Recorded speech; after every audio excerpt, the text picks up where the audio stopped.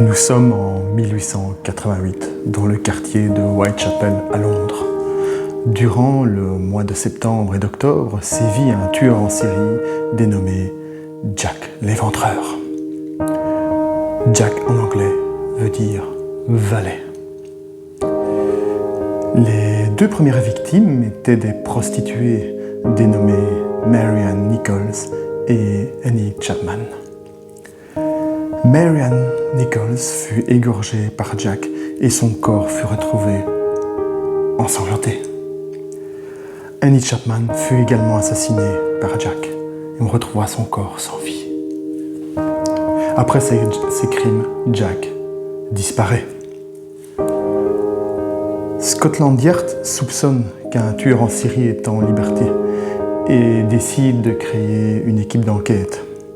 Elle envoya 2 agents. Le premier, c'est l'inspecteur-chef Eberline et le détective Henry Moore. Les enquêteurs partent enquêter et un premier suspect est arrêté. Il continue à fouiller Whitechapel et un deuxième suspect est également arrêté. L'enquête se poursuit. Un troisième suspect tombe dans les mains de la police. Et une dernière piste va les mener à un 4e suspect.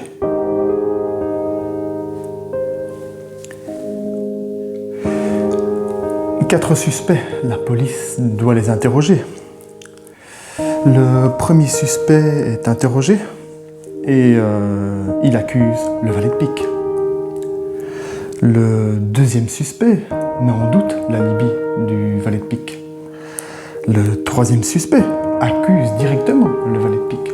Et le valet de pique n'arrive pas à prouver son alibi.